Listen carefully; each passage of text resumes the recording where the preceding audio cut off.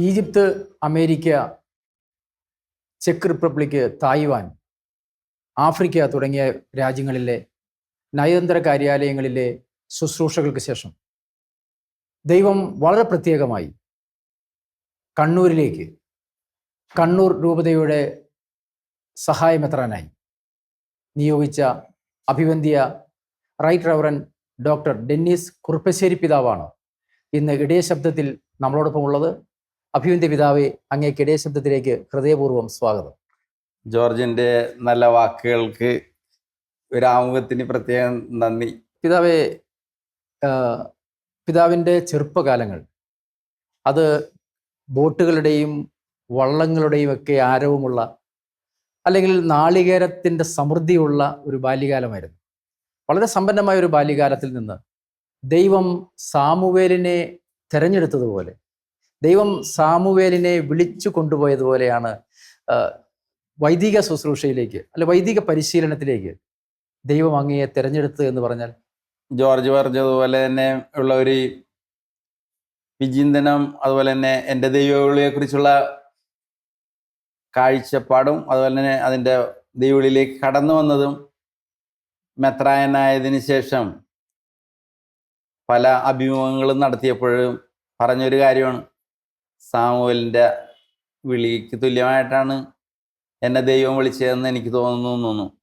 കാരണം എൻ്റെ ദൈവവിളിയിൽ എൻ്റെ അപ്പച്ചൻ, പരേതനായ എൻ്റെ അപ്പച്ചൻ സ്റ്റാൻലി അപ്പച്ചന് പ്രത്യേകമായിട്ടുള്ളൊരു റോള് ഹേലിയെ പോലെ ഉണ്ടെന്നുള്ള രീതിയിലാണ് എൻ്റെ ദൈവവിളിയെക്കുറിച്ച് ഞാൻ കാണുന്നത്. കാരണം 7ാം ക്ലാസ്സിൽ തന്നെ ഞാൻ സെമിനാരിയിൽ ചേരുകയുണ്ടായി.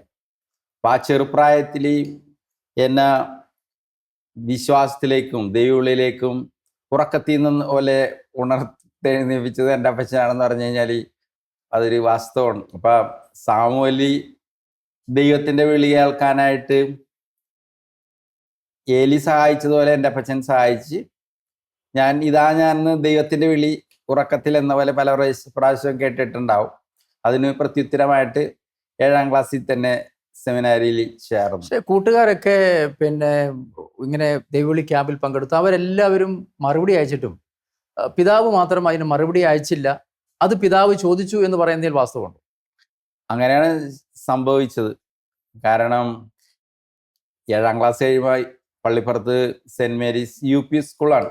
അപ്പോൾ അവിടെയുള്ള ഒരു 7ാം ക്ലാസ് കഴിയുമ്പോൾ വരാപ്പുഴ തിരുവതയിലുള്ള ദൈവവിളി ക്യാമ്പിന്, ഞങ്ങളുടെ ഇടവക മാതാവിൻ്റെ ഇടവക ആയതുകൊണ്ട് തന്നെ ഒത്തിരി കുട്ടികൾ ദൈവവിളിക്കായിട്ടുള്ള ക്യാമ്പുകളിൽ പങ്കെടുക്കാറുണ്ട്. അതെല്ലാ വർഷവും പോകുന്ന ഒരു കാര്യമായിരിക്കും. എൻ്റെ ചേട്ടൻ ദൈവവിളി ക്യാമ്പിൽ പങ്കെടുത്തിട്ടുണ്ടെന്നാണ്. അതുപോലെ തന്നെ എൻ്റെ അനിയന്മാരും ദൈവവിളി ക്യാമ്പിൽ പങ്കെടുത്തിട്ടുണ്ടാവും. അപ്പം അങ്ങനെ പങ്കെടുത്ത് വരുമ്പോൾ, തിരിച്ചു വരുമ്പോൾ നമുക്ക് അവിടെ നിന്ന് ആപ്ലിക്കേഷൻ ഫോം തന്നാണ്. ഞാനും വാങ്ങി വെച്ചിട്ടുണ്ടായി. പക്ഷേ ഞാൻ എൻ്റെ ആപ്ലിക്കേഷൻ ഫോം പൂരിപ്പിച്ചു കൊടുത്തിട്ടുണ്ടായിരുന്നില്ല. അപ്പോൾ ഒരു ദിവസം അപ്പച്ചൻ പള്ളിയിൽ പ്രാർത്ഥിക്കാനായിട്ട് പോയി കഴിഞ്ഞ് വന്നപ്പോൾ അപ്പച്ചൻ എന്നോട് പറഞ്ഞ്, നിൻ്റെ കൂട്ടുകാരെല്ലാവരും പോയവരെല്ലാവരും ദൈവവിളി ക്യാമ്പിനുള്ള ഫോമൊക്കെ പൂരിപ്പിച്ചു കൊടുത്ത് നീ പൂരിപ്പിച്ചു കൊടുക്കണില്ലേ എന്ന് ചോദിച്ചു. അങ്ങനെയാണ് ഞാൻ അന്ന് പൂരിപ്പിച്ചു കൊടുത്ത് പിന്നെ സെലക്ഷൻ നടത്തി. സെലക്ഷനിൽ അന്നത്തെ കേളന്തര തിരുമേനി ഞങ്ങളെ സെമിനാരിയിലെടുത്ത്. അങ്ങനെയാണ് ദൈവവിളിയുടെ ഒരു പ്രാരംഭകാലം ഓർത്തെടുക്കുകയാണെങ്കിൽ അതാണ് പറയാനുള്ളത്. പിതാവേ, അതുപോലെ തന്നെ ഏറ്റവും പ്രധാനപ്പെട്ട കാര്യം, വളരെ ഒരു സമ്പന്നനായിട്ടുള്ള ഒരു ബിസിനസ്സുകാരൻ തന്നെയായിരുന്നു യഥാർത്ഥത്തിൽ അങ്ങയുടെ പിതാവ് സ്റ്റാൻലി. പക്ഷേ വിശ്വാസപരമായ കാര്യത്തിൽ അദ്ദേഹം ഒരു അബ്രാഹത്തെ പോലെ നയിച്ചു. അതുപോലെ തന്നെ ഒരു വിശ്വാസ തീഷ്ണതയിൽ തികച്ചും ഒരു അബ്രാഹത്തെ പോലെ തന്നെയായിരുന്നു അദ്ദേഹത്തിൻ്റെ ജീവിതചര്യ എന്ന് മനസ്സിലാക്കാൻ കഴിഞ്ഞിട്ടുണ്ട്. നാട്ടുകാർ അദ്ദേഹത്തിന് വിശ്വാസ തീഷ്ണത കണ്ടിട്ടാവോ നാട്ടുകാർ അദ്ദേഹത്തെ മാർപ്പാപ്പ എന്നാണ് വിളിച്ചുകൊണ്ടിരുന്നത്. എന്താണ് അദ്ദേഹത്തിൻ്റെ ആ ഒരു വിശ്വാസ പരിശീലനം, ആ കുടുംബത്തിൽ നിന്ന് ലഭിച്ച വിശ്വാസ പരിശീലനം? എന്നെ സംബന്ധിച്ച് അപ്പച്ചനെ കുറിച്ച് പറയുമ്പോഴും, അല്ലെങ്കിൽ ഞങ്ങളുടെ കുടുംബത്തെക്കുറിച്ചുള്ള ഒരു പശ്ചാത്തലം പറയാമെന്ന് വിചാരിക്കുകയാണ്. ഞാൻ അപ്പച്ചനിൽ നിന്ന് കേട്ടേക്കണ എൻ്റെ അപ്പൂപ്പൻ സത്യസന്ധനായിട്ടുള്ള മനുഷ്യൻ എന്നാണ് നാട്ടുകാർ പറഞ്ഞിരുന്നത്. വെച്ച് പിന്നെ സ്നേഹത്തോടെ വിളിക്കണത് റോക്കിയാളേപ്പ എന്നാണ് വിളിക്കണത് എൻ്റെ അപ്പൂപ്പനെ. കൂടാതെ അപ്പൂപ്പൻ്റെ കാലം തുടങ്ങി മാതാവിൻ്റെ പള്ളിയിലുള്ള നിലവിളക്കിലുള്ള വെളിച്ചെണ്ണ അപ്പൂപ്പൻ കൊടുത്തിരുന്നു. അപ്പച്ചൻ്റെ കാലമായപ്പോൾ അപ്പച്ചൻ തന്നെയാണ് ആ നിലവിളക്കിലുള്ള വെളിച്ചെണ്ണ പള്ളിയിൽ പോകുമ്പോൾ കാലത്തും വൈകുന്നേരവും അപ്പച്ചൻ തന്നെ കൊണ്ടുപോയി ഒഴിക്കുമായിരുന്നു. അപ്പം അങ്ങനെ ഒരു വിശ്വാസത്തിൻ്റെ ദീപം തലമുറകളിലൂടെ കടന്ന് അത് ഇപ്പം അപ്പച്ചനെ സംബന്ധിച്ചിടത്തോളം ആണെങ്കിൽ രാവിലെ എല്ലാ ദിവസവും മുടങ്ങാതെ പള്ളിയിൽ പോവും. ഞങ്ങളും മക്കളെല്ലാവരും മുടങ്ങാതെ പള്ളിയിൽ പോവും. കൂടാതെ അപ്പച്ചൻ വൈകുന്നേരങ്ങളിൽ ദീപികാരണ ആരാധനക്ക് പോയി പ്രാർത്ഥിക്കും 1 മണിക്കൂർ. അതുകൊണ്ട് തന്നെ ഞാൻ സെമിനാരിൽ ചേർന്നപ്പോൾ ഞാൻ മാതൃകയാക്കിയത് അപ്പച്ചൻ പോകുന്ന ആ ശീലം ഞാനും മാതൃകയാക്കാൻ എൻ്റെ ജീവിതത്തിൽ പരിശീലിക്കാൻ തുടങ്ങി. അപ്പച്ചൻ 1 മണിക്കൂറാണ് പോയിരുന്നെങ്കിൽ ഞാൻ ആ സമയത്ത് ഒരു 15 മിനിറ്റ്, അരമണിക്കൂർ, പിന്നീട് അത് കൂടുതലായിട്ട് അങ്ങനെ ദീപികാരണ സന്നിധിയിൽ സമയം കണ്ടെത്താൻ. അതുപോലെ തന്നെ ഈ പിതാവായതിനു ശേഷവും ഞാൻ വളരെ അത്ഭുതകരമായി ഞാൻ കേട്ടൊരു കാര്യം, പക്ഷേ എല്ലാവർക്കും മാതൃകയാക്കാവുന്ന ഒരു നല്ല മാതൃകയായിട്ടും എനിക്ക് തോന്നി. പിതാവ് ജപമാല ചെല്ലുന്ന സമയമാകുമ്പോൾ, അല്ലെങ്കിൽ ഇവിടുത്തെ സമൂഹത്തിലെ ജപമാല കഴിഞ്ഞ് അമ്മയോടൊന്നിച്ച് വീഡിയോ കോളിലൂടെ അമ്മയോടൊപ്പം ജപമാല ചൊല്ലുന്ന ഒരു മകൻ, അല്ലെങ്കിൽ അമ്മ ഒറ്റയ്ക്കല്ല, അല്ലെങ്കിൽ അമ്മ പഠിപ്പിച്ചു തന്ന ആ പാഠം ഇന്ന് പിതാവായിട്ടും മറക്കാത്ത ഒരു പിതാവ്, എല്ലാ ദിവസവും അമ്മയോടൊപ്പം ഈ വീഡിയോ കോളിലൂടെ ജപമാല ചൊല്ലുന്ന ഒരു പിതാവ്, അങ്ങനെ ഒരു ശീലം അമ്മയോടൊപ്പം അങ്ങനെ ജപമാല ചെല്ലണമെന്നുള്ള ആഗ്രഹം അത് ചെറുപ്പം തൊട്ടേ ഉള്ളതാണോ, അതോ ഇത് ജീവിതകാലം ഇങ്ങനെ തുടർന്നുകൊണ്ടിരിക്കുന്ന ഒരു കാര്യമാണ്? ജോർജ് ഇത് പറയുമ്പോൾ ഒത്തിരി സന്തോഷമുണ്ട്. അങ്ങനെ ചെയ്യുന്ന ഒരു ശീലം തുടങ്ങിയത് എൻ്റെ അമ്മച്ചിയൊക്കെ വാർദ്ധക്യത്തിലാണ്. അപ്പോൾ അവരെ സംബന്ധിച്ചിടത്തോളം അവർ ഒറ്റക്കായുള്ള സമയമാണ്. പ്രാർത്ഥിക്കുന്നതാണ് നമ്മുടെ ശക്തി. നമ്മുടെ ഏകാന്തതയിലും നമ്മുടെ കുടുംബത്തോടുകൂടി ആയിരിക്കാനും അവരോടൊപ്പം പ്രാർത്ഥിക്കുമ്പോഴുള്ള ശക്തി നമുക്ക് പറഞ്ഞറിയിക്കാനാകാത്ത ശക്തിയാണ്. അപ്പം എന്നെ സംബന്ധിച്ചിടത്തോളം ജീവിതത്തിൻ്റെ ഭാഗമായിട്ട് മുമ്പൊന്നും വീഡിയോ കോൾ നടത്താനുള്ള നമ്മുടെ സാധ്യതയില്ല. അങ്ങനെയുള്ള ഒരു സാഹചര്യത്തിലല്ല, അത് ഉള്ളപ്പോൾ എൻ്റെ അമ്മച്ചിയും പറഞ്ഞിട്ടുണ്ട്, എന്നെ കണ്ടുകൊണ്ട് സംസാരിച്ച് കഴിയുമ്പോൾ പറയും, എനിക്കപ്പം നീ വിദൂരത്തിലാണെന്ന് തോന്നുന്നില്ലെന്ന് പറയും. അപ്പം നമുക്കിപ്പോൾ ഉള്ള ആ സാഹചര്യം ഈ വീഡിയോ കോളിലൂടെ നമ്മുടെ അമ്മച്ചിനോടും അപ്പച്ചനോടും ഒക്കെ ചേർന്ന് ജപമാല അർപ്പിക്കാനായിട്ട്, ജപമാല ചൊല്ലാനായിട്ട് എനിക്ക് അതൊരു ശീലമായി തീർന്നു. അപ്പം അത് ചെയ്യാതിരിക്കുന്ന ദിവസമാണ് ഒരു വിഷമമുള്ളത്.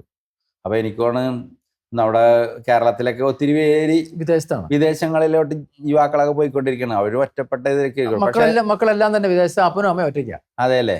അങ്ങനെയുള്ള ഒരവസരത്തിൽ എനിക്ക് ഈ പ്രേക്ഷകരോടും അതുപോലെ തന്നെ ഇന്നത്തെ യുവാക്കളോടും പറയാനുള്ളത്, നിങ്ങൾ മാൾട്ടയില, അമേരിക്കയില, ഏത് രാജ്യങ്ങളിലാണെങ്കിലും നിങ്ങൾ അപ്പച്ചനെ അമ്മച്ചിനെയൊക്കെ വിളിച്ച് ജപമാല ഇല്ലാണെങ്കിൽ ആ സന്തോഷം, നിങ്ങൾക്കൊരു ആത്മീയ സന്തോഷം എപ്പോഴും കാത്തു സൂക്ഷിക്കാനും, വേറെ രാജ്യങ്ങളിൽ ജീവിക്കുമ്പോഴുള്ള ആ പ്രതിസന്ധി ഉണ്ടല്ലോ, നമ്മൾ വേറെ രാജ്യത്ത് രണ്ടാമത്തെ ഒരു സിറ്റിസൺഷിപ്പാണ് നമുക്ക് ഉണ്ടാകണം, അല്ലാണ്ട് നമുക്ക് രാജ്യത്തെ പോലെയുള്ള ഒരു അനുഭവം ആയിരിക്കില്ല. അപ്പോൾ അവിടെയൊക്കെ നമുക്ക് പിടിച്ച് കാണുന്നുണ്ടെങ്കിൽ ഈ പ്രാർത്ഥന, ജപമാല ഒത്തിരി സഹായിക്കൊന്നും കൂടിയുള്ളൊരു സന്ദേശം പ്രേക്ഷകർക്ക് ഞാൻ പറയാനായിട്ട് ഉദ്ദേശിക്കുന്നത്.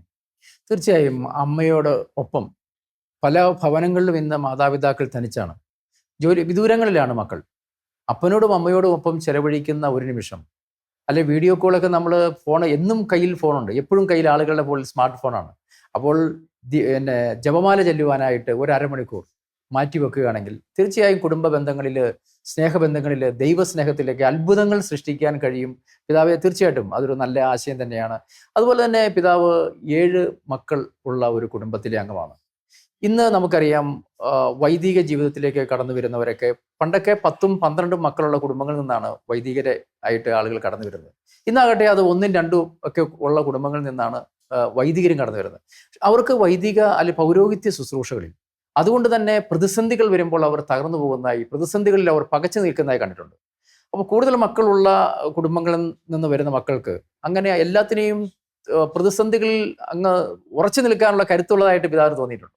എപ്പോഴും കുടുംബങ്ങളിൽ കൂടുതൽ ആളുകളുള്ളതാണ് എന്നെ സംബന്ധിച്ചിടത്തോളം സന്തോഷകരമായിട്ടുള്ള അനുഭവമാണ് എനിക്ക് തോന്നിയിട്ടുണ്ട്.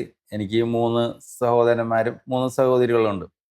അപ്പോൾ ഈ അടുത്ത കാലത്തൊക്കെ ആണെങ്കിലും വെക്കേഷൻ വരുമ്പോഴാണെങ്കിലും ഞാൻ തിരഞ്ഞെടുക്കുന്ന ഒരു സമയം എന്ന് വെച്ച് കഴിഞ്ഞാൽ വെക്കേഷൻ ടൈമിൽ വീട്ടിൽ വരാനായിട്ട് നോക്കും. എന്താ വെച്ചാൽ കുട്ടികളൊക്കെ ഉണ്ടാവും. അപ്പോൾ ആ സന്തോഷമുണ്ട്. അപ്പോൾ ഒരു കുടുംബം തന്നെ ഒരു പറുദീസായിട്ട് മാറുന്ന ഒരു അനുഭവമാണ്.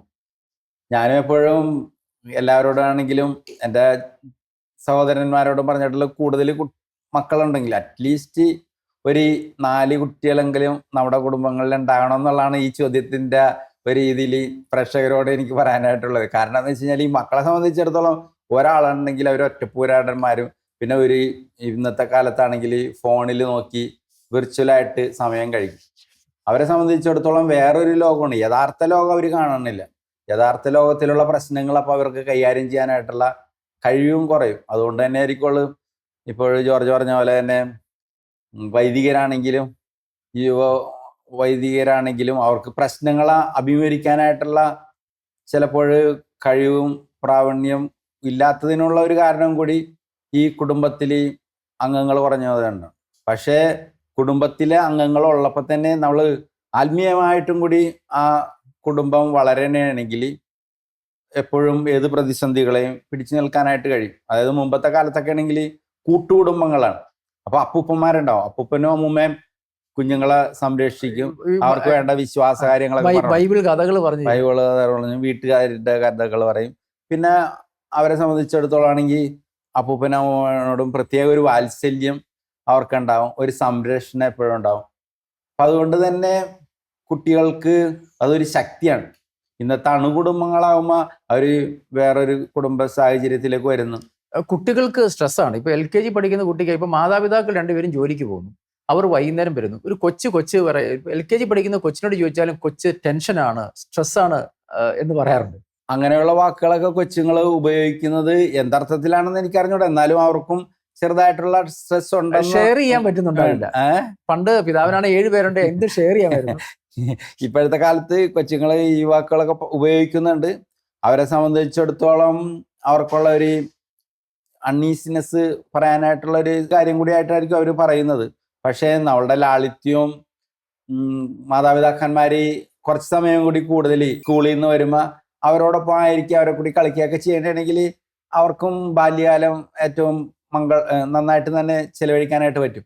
ഇതിനെല്ലാം നമ്മുടെ സമയം എങ്ങനെയാണ് ഉപയോഗിക്കണമെന്നുള്ളത് ചെറിയ അണുകുടുംബമാണെങ്കിലും ജോലിയേക്കാൾ ഉപരിയായിട്ട് മക്കളുടെ വളർച്ച അത് ആത്മീയമായിട്ടും അതുപോലെ തന്നെ വിദ്യാഭ്യാസം ആവശ്യമുണ്ട്. പക്ഷെ വിദ്യാഭ്യാസമൊക്കെ നടത്തുന്നവർ ഇന്നത്തെ കാലത്താണെങ്കിലും കുറേ പേരൊക്കെ ഇങ്ങനെ അസ്വസ്ഥരായിട്ട് കാണപ്പെടുന്നത് ഈ ആത്മീയമായിട്ടുള്ള മൂല്യം അല്ലെങ്കിൽ ആ പോഷണം കുടുംബങ്ങളിൽ നടക്കാത്തതുകൊണ്ടാണ്. ഇപ്പം ആത്മീയമായിട്ടുള്ള പോഷണം വേണ്ട രീതിയിലാണ് കുട്ടികൾക്ക് ലഭിക്കുന്നതെങ്കിൽ അവരെപ്പോഴും ഹാപ്പി ആയിട്ട് തന്നെ പോകുന്നുള്ളതാണ് എൻ്റെ ഒരു കാഴ്ചപ്പാട്. പിതാവ്, നേരത്തെയൊക്കെ കുടുംബങ്ങളിൽ കൃഷിയായിരുന്നു അവരുടെ മാതാപിതാക്കളുടെ പ്രധാനപ്പെട്ട തൊഴിൽ. അതുകൊണ്ട് തന്നെ വൈകുന്നേരമായി കഴിഞ്ഞാൽ കൃത്യമായി ഒരു 7 മണിന്ന് 7 മണിക്ക് കുരിശ് വരയ്ക്കുന്ന ഒരു സമ്പ്രദായം എല്ലാ ഭവനങ്ങളിലും തന്നെ ഉണ്ടായിരുന്നു. ഇപ്പം ജോലിക്കാരായ മാതാപിതാക്കൾ അപ്പോൾ അവരുടെ ജോലി കഴിഞ്ഞ് വരുമ്പോൾ ഒരു കൃത്യനിഷ്ഠ ഒരു സന്ധ്യാപ്രാർത്ഥനയിൽ ഇപ്പോൾ കാണുന്നില്ല. അതൊരു പക്ഷേ ഇവരുടെ ജോലിയുടെ തിരക്കുകൾ കൊണ്ടാവാം.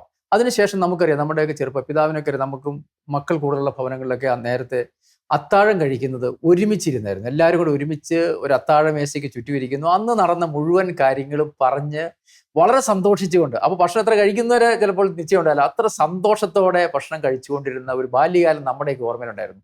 എന്താണ് ഇപ്പോൾ അത്താഴം കഴിക്കുന്നത്, ഒരുമിച്ചിരുന്ന് അത്താഴം കഴിക്കുമ്പോൾ ശരിക്കും പറഞ്ഞാൽ അതൊരു സൗഖ്യത്തിൻ്റെ വേദി കൂടിയാകുന്നതായിട്ട് അനുഭവസ്ഥർ പറയുന്നുണ്ട്. ജോർജ് പറഞ്ഞത് 100% സന്തോഷത്തോടെ ശ്രവിച്ചിട്ടാണ് ഞാൻ ഒരു മറുപടി പറയണത്. കാരണം എന്ന് വെച്ച് കഴിഞ്ഞാൽ എൻ്റെ വീട്ടിൽ ഞാൻ കണ്ടിട്ടുള്ളതെന്ന് വെച്ച് കഴിഞ്ഞാൽ അവിടെ ആര് ജോലിക്കാരാണെങ്കിലും പഠിക്കാൻ പോയിട്ടുണ്ടെങ്കിലും 7:30 മണിക്ക് എല്ലാവരും അവിടെ എത്തി. ആര് ജോലിക്കാരാണെന്ന് വിഷയമല്ല, ജോലി വിഷയമല്ല. ജോലി എവിടെയാണ് പോയതെന്ന് വെച്ച് കഴിഞ്ഞാൽ 7:30 മണിക്ക് വീട്ടിൽ എത്തിയിരിക്കണം. കൊന്തട സമയം 7:30 മണിയാണ്. അപ്പം 7:30 മണിയാകുമ്പോൾ എല്ലാവരും തന്നെയൊക്കെ വരും.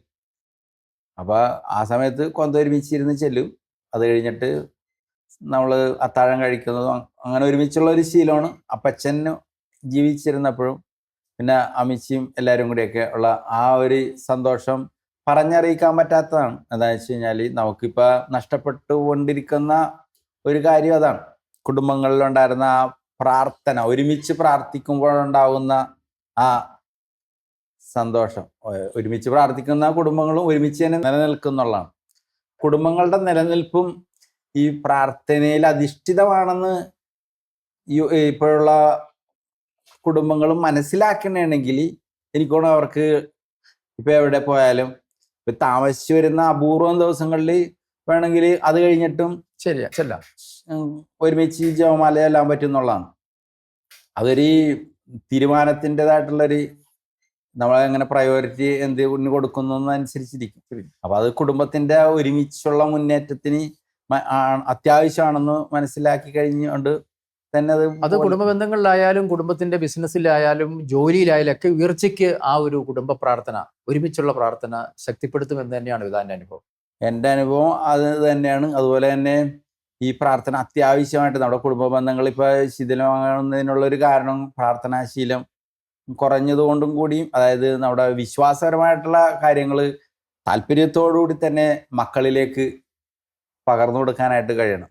ഇന്ന് മതബോധന രംഗങ്ങളിലും കൂടുതലായിട്ടൊരു വിശ്വാസത്തിലേക്ക് യുവാക്കൾ ഉള്ളത് അവർ കുടുംബങ്ങളിൽ നിന്ന് സിദ്ധിച്ചിട്ടുള്ളതാണ്.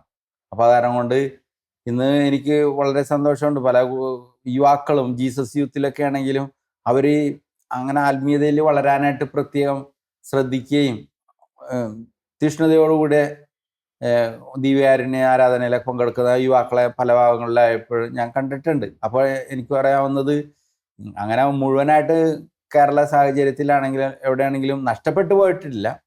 പക്ഷെ അത് കൂടുതൽ അതിൻ്റെ അർത്ഥവും അതുകൊണ്ടുള്ള മാനസികവും ഇപ്പൊ ജോർജ് പറഞ്ഞ പോലെ ആ കൂട്ടായ്മയുടെയും ആ സന്തോഷമൊക്കെ മാതാപിതാക്കന്മാരുള്ളപ്പോഴും സഹോദരന്മാരുള്ളപ്പോഴും അത് ചെയ്യുമ്പോൾ പിന്നെ അത് ദുഃഖിക്കേണ്ടി വരില്ല. അവരില്ലാത്തൊരു സമയത്തിൽ അത് നഷ്ടപ്പെട്ടു. അത് പറയുമ്പോഴാണ് പിതാവ് ഇപ്പൊ അമ്മച്ചി അപ്പച്ചൻ മരിച്ചുപോയി, ഇപ്പൊ അമ്മച്ചി ഒറ്റയ്ക്കേ ഉള്ളൂ. അപ്പൊ അമ്മച്ചിയുടെ ഒരു ജന്മദിനമോ ഒക്കെ വരുമ്പോൾ പിതാവ് അതിനുവേണ്ടി വളരെ ആകാംക്ഷയോടെ കാത്തിരിക്കുന്നു. അമ്മയ്ക്ക് ഒരു സമയം, അത് ഇപ്പോൾ പിതാവാണ്, അതൊന്നും പിതാവിൻ്റെ ഒരു പ്രയോറിറ്റിയിൽ വരുന്നില്ല. എൻ്റെ അമ്മയ്ക്ക് ഞാനൊരു സമയം കൊടുക്കും എന്ന് തീരുമാനിക്കുന്ന വലിയൊരു തീഷ്ണത, അല്ലല്ല ഒരു മാതൃസ്നേഹം, അത് പിതാവിൽ എനിക്ക് കാണാൻ കഴിഞ്ഞു. ഈ അമ്മയോടുള്ള സ്നേഹം എന്ന് വെച്ച് കഴിഞ്ഞാൽ ആ അമ്മയോടുള്ള സ്നേഹം തന്നെ നമുക്ക് ദൈവികം, അതായത് മാതാവിനോടുള്ള ഒരു സ്നേഹമായിട്ട് വളർത്താനായിട്ട് രൂഢമൂലമാക്കാനായിട്ട് പറ്റും. ഞാനപ്പോൾ വിചാരിച്ചിട്ടുണ്ട്, എന്തുകൊണ്ടാണ് ഞാൻ എൻ്റെ അമ്മയോട് ഇത്രമാത്രം കരുതലോടുകൂടി പ്രാർത്ഥിക്കുകയും അപ്പം ആ നമ്മൊരു സ്വർഗീയ മാതാവിനെ കാണുമ്പോൾ നമ്മുടെ അമ്മനെ തന്നെ കണ്ടാൽ മതി. ആ അമ്മയിലുള്ള സുഹൃതങ്ങളും ആ സാമീപ്യവും ഒക്കെ തന്നെ നമുക്ക് സ്വർഗീയമാക്കി മാറ്റാം. പിന്നെ എൻ്റെ അമ്മച്ചി ഇപ്പോൾ ഒരു 84 വയസ്സായി. അപ്പോൾ എന്നെ സംബന്ധിച്ചിടത്തോളം അമ്മച്ചി ഇല്ലാത്തൊരവസ്ഥയിൽ എനിക്ക് വളരെ ബുദ്ധിമുട്ടാണ്. എങ്കിലും ഞാൻ ആ അവസ്ഥ സ്വർഗീയമാക്കാനായിട്ടും കൂടി, അതായത് ജപമാലയാണ്, പരിശുദ്ധ മാതാവിനോടുള്ള പ്രാർത്ഥനയാണ്. അപ്പൊ ആ മാതാവ് എനിക്ക് എപ്പോഴും ഉണ്ടാവും എന്നുള്ളൊരു പ്രതീക്ഷയുണ്ട്. അപ്പൊ അങ്ങനെയുള്ളൊരു മാതൃബന്ധം, എത്ര തിരക്കുണ്ടെങ്കിലും അമ്മയ്ക്ക് കൊടുക്കേണ്ട ഒരു സമയമുണ്ട്, മാതാപിതാക്കൾക്ക് മക്കൾ കൊടുക്കേണ്ട ഒരു സമയമുണ്ട്. ആ സമയം തീർച്ചയായും ഓർമ്മിപ്പിക്കുന്നത് വളരെ നല്ലതാണ്. അപ്പൊ ആ സമയം ഈ മാതാപിതാക്കന്മാർക്ക് മക്കൾ കൊടുക്കേണ്ട സമയം അവര് കാത്തിരിപ്പുണ്ട്. പക്ഷേ മക്കള് പലപ്പോഴും മറന്നു പോകുന്നു എന്നുള്ളതാണ്. എന്നാൽ അവർക്ക് ചോദിച്ച് മേടിക്കാൻ പറ്റൂല. അത് നമുക്ക് മാത്രം കിട്ടുന്ന ഒരു സിദ്ധിയാണ് കുരിശുവര കഴിഞ്ഞ് മക്കളെല്ലാവരും ഉമ്മ തരിക എന്നുള്ളത്. ശരിക്കും ആ ഉമ്മ കാത്തിരിക്കുന്ന മാതാപിതാക്കളുണ്ട്, ഇല്ലേ പിതാവേ? തീർച്ചയായും. അതായത് ഈ ഉമ്മയാണ അല്ലെങ്കിൽ സ്തുതിയാണ് അതൊരു സ്ഥലത്തനുസരിച്ച് മാറിയിരിക്കുന്നതാണ്. എൻ്റെ വീട്ടിൽ മുൻപ് എല്ലാവരും മാതാപിതാക്കന്മാർക്ക് പ്രാർത്ഥന ചെയ്യുമ്പോൾ സ്തുതി കൊടുക്കും. ഇപ്പോഴായ പിന്നെ ഞാനും എൻ്റെ അമ്മച്ചിക്ക് ഉമ്മയാണ് കൊടുക്കണം. കൂടുതൽ പ്രകടമായിട്ടും അവർക്ക് ഫീൽ ചെയ്യാൻ വേണ്ടി ഞാനും അമ്മച്ചിനെ ആശ്ലേഷിക്കുകയാണ് ചെയ്യുന്നത്. അതൊക്കെ അമ്മമാരെയൊക്കെ സംബന്ധിച്ചിടത്തോളം നമ്മൾ മരുന്ന് പോലെ തന്നെ അവർക്ക് ശക്തിയാണ്. എന്താ വെച്ച് കഴിഞ്ഞാൽ ഈ പ്രായമോ എന്തെങ്കിലുമൊക്കെ മരുന്ന് കഴിക്കണ്ടാവും. പക്ഷെ ഈ മക്കളുടെ സ്നേഹം ഉണ്ടെങ്കിൽ അവർക്ക് ചില മരുന്നൊക്കെ ഒഴിവാക്കി സന്തോഷമായിട്ട് ജീവിക്കാനായിട്ട് പറ്റും എന്നുള്ളതാണ് എൻ്റെ ഒരു അഭിപ്രായം. അതുപോലെ തന്നെ എറണാകുളം ജില്ലയിലെ കൊട്ടപ്പുറം രൂപതയിലെ പള്ളിപ്പുറം ഇടവക, അത് എനിക്കൊന്ന് 1500-ൽ സ്ഥാപിക്കപ്പെട്ട ഒരു ഇടവക, ഏറ്റവും പഴക്കം ചെന്ന ഒരു ഇടവകയാണ്. ഇപ്പോൾ അത് ബസിലിക്കയാണ്. പിതാവിൻ്റെ ബാല്യകാലം, അല്ലെ പിതാവിൻ്റെ ഇടവക, സ്വന്തം ഇടവക എന്ന് പറയുന്നത് പള്ളിപ്പുറം ഇടവകയാണ്, മഞ്ഞുമാതാവിൻ്റെ ഇടവകയാണ്. പിതാവ് ആ മഞ്ഞുമാതാവിൻ്റെ അമ്മയുടെ ഒരു വലിയ അനുഗ്രഹവും ലാളനവും പരിലാളനവും ഏറ്റുവാങ്ങി ലോകരാജ്യങ്ങളിലൂടെ എല്ലാം അമ്മ ചുറ്റി സഞ്ചരിപ്പിച്ച് വരപ്രസാദ മാതാവിൻ്റെ മധ്യസ്ഥതയിലുള്ള കണ്ണൂർ രൂപതയുടെ സഹായമെത്രാനായിട്ടാണ് അങ്ങിപ്പോൾ ഉള്ളത്. എന്തു തോന്നുന്നു അമ്മയുടെ ആ ഒരു കരുതലിനെ കുറിച്ച്? മാതാവിനോടുള്ള ഒരു സ്നേഹം ചെറുപ്പത്തിലെ തന്നെ അമ്മിഞ്ഞ പാലിനോടുകൂടി തന്നെ എനിക്ക് ലഭിച്ചിട്ടുണ്ടെന്ന് തോന്നുന്നു. എന്താ വെച്ചാൽ എൻ്റെ ജന്മദിനവും ഞങ്ങളുടെ മഞ്ഞുമാതാവിൻ്റെ പെരുന്നാളിൻ്റെ, അതായത് ഓഗസ്റ്റ് 5-ാം തീയതിയാണ് എൻ്റെ ജന്മദിനം. അതായത് ഞാൻ ജനിച്ചത് ഓഗസ്റ്റ് 4-ാം തീയതിയാണ്. അപ്പോൾ വേസ്പെര എന്ന് പറയും, അതായത് പെരുന്നാളിൻ്റെ തലേ ദിവസമാണ്.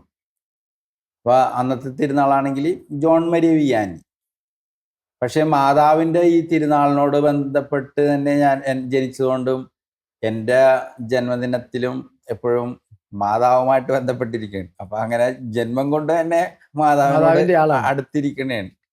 പിന്നെ മഞ്ഞുമാതാവിനെ കുറിച്ച് പറയുമ്പോൾ എൻ്റെ അപ്പച്ചൻ എവിടെ പോയാലും പള്ളിയിൽ പോകാണ്ട്, മഞ്ഞുമാതാവിൻ്റെ അടുക്കൽ പോകാണ്ട് ഒരു സ്ഥലത്തും പോകാറില്ല. പിന്നെ എന്നെ സംബന്ധിച്ചിടത്തോളം സെമിനാരി കാലഘട്ടങ്ങളിൽ ഫിലോസഫി, തിയോളജി പഠനങ്ങളിലുണ്ടായിരുന്ന വിശ്വാസത്തിൻ്റെ ആഴങ്ങൾ കൂട്ടാനായിട്ട് സഹായിച്ചിട്ടുള്ളത് എൻ്റെ അപ്പച്ചൻ പ്രായാധിക്യമായി കഴിഞ്ഞപ്പോൾ അപ്പച്ചൻ സ്ഥിരമായിട്ട് ചെയ്തുകൊണ്ടിരിക്കുന്ന തീർത്ഥാടനങ്ങളും അതുപോലെ തന്നെ ദീപികാരുണ്യ ആരാധനയൊക്കെ അപ്പച്ചനെ കൂടി പോയി തന്നെ ഞാൻ അതിൻ്റെ ആഴങ്ങൾ മനസ്സിലാക്കാൻ ശ്രമിച്ചിട്ടുണ്ട്.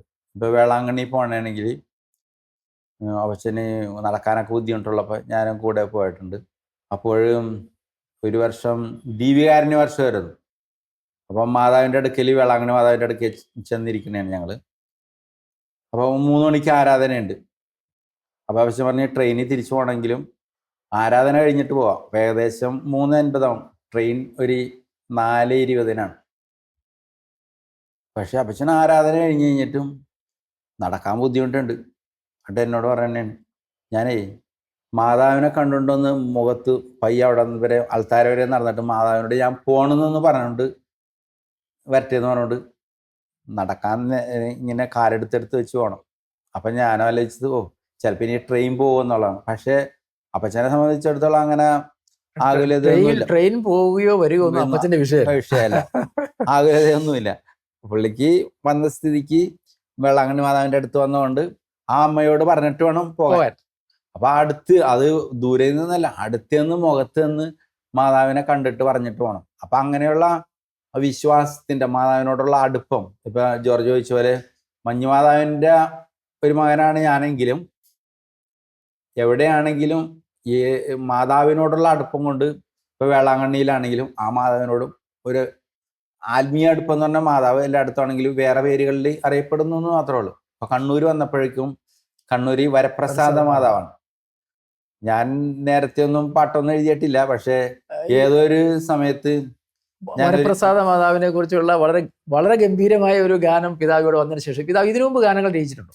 ഞാൻ നേരത്തെ ഒരു ഓർഡിനേഷൻ്റെ കഴിഞ്ഞ ഉടനെ ഒരു മാതാവിനെ കുറിച്ച് ഒരു പാട്ട് എഴുതിയിട്ടുണ്ട്. പിന്നെ അത് കഴിഞ്ഞിട്ട് മാതാവിനെ കുറിച്ച് ഒരു പാട്ടും ഞാൻ എഴുതിയിട്ടില്ല. കഴിഞ്ഞ വർഷം എൻ്റെ അനൗൺസ്മെന്റ് കഴിഞ്ഞിട്ട് ഞാൻ വീട്ടിൽ പോയിരിക്കാൻ നേരത്തെ ഒരു പ്രഭാത ഭക്ഷണം കഴിഞ്ഞ് കഴിഞ്ഞ് ഞാൻ എൻ്റെ മുറിയിലോട്ട് പോയി കഴിഞ്ഞാൽ ഉടനെ തന്നെ ഇങ്ങനെ എന്തോ എഴുതണമെന്ന് തോന്നി.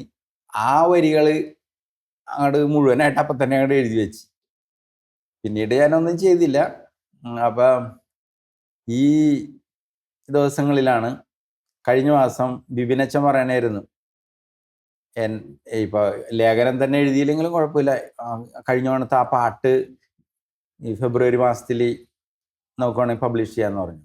അപ്പൊ ഞാൻ പറയുന്നത് അത് നല്ല കാര്യമാണെന്ന് പറഞ്ഞു. പിന്നെ വിപിനച്ചൻ്റെ, ഇവിടുത്തെ മീഡിയയുടെ കണ്ണും കണ്ണാടിയുടെ വിപിനച്ചൻ്റെ താല്പര്യത്തിലാണ് അച്ഛൻ ബന്ധപ്പെട്ട് ആ പാട്ട്. അതുപോലെ തന്നെ ഇവിടെ അലക്സ് പിതാവ് ഒരുപാട് ഗാനങ്ങൾ പിന്നെ രചിച്ചിട്ടുണ്ട്. ഒരുപാട് ഗാനങ്ങൾ, ഒട്ടനവധി ഗാനങ്ങൾ രചിച്ചിട്ടുള്ള അലക്സ് പിതാവിന്റെ സാന്നിധ്യവും സാമീപ്യവും. അലക്സ് പിതാവിനെ സംബന്ധിച്ചിടത്തോളം സർവകലാവല്ലഭനാണ്. അപ്പൊ പിതാവിന്റെ ഗാനങ്ങളാണ് എൻ്റെ കോൺസെക്രേഷനും പാടിയ 2 പാട്ടുകൾ പിതാവ് എഴുതി സംഗീതം നൽകിയിട്ടുള്ള പാട്ടുകളാണ്. പിതാവിന്റെ കോൺസെക്രേഷനും പിതാവ് എഴുതിയ പാട്ടാണ് പാടിയതാണ് ഞാൻ മനസ്സിലാക്കുന്നത്. അലക്സ് അത് പിന്നെ പിതാവ് CSC ഡയറക്ടറായിരുന്നു. അപ്പൊ അതുമായിട്ട് ബന്ധപ്പെട്ട് ഒത്തിരി പാട്ടുകൾ എഴുതിയിട്ടുണ്ടെന്നുള്ളതാണ്. നല്ല നല്ല പാട്ടുകൾ എഴുതിയിട്ടുണ്ട് പിതാവ്. കേരളത്തിലെ കൊച്ചു ഗ്രാമങ്ങളിലെയും വിദേശ നാടുകളിലെ മിഷൻ തീക്ഷ്ണമായ അനുഭവങ്ങളും അഭിവന്ദ്യ ഡെന്നിസ് കുറുപ്പശ്ശേരി പിതാവ് നമ്മളോട് പങ്കിടുകയായിരുന്നു. ഇനിയും ഈ സംവാദം ഇവിടെ അവസാനിക്കുന്നില്ല. ഇനിയും അടുത്തയാഴ്ച വീണ്ടും കാണും വരെ വിടാം.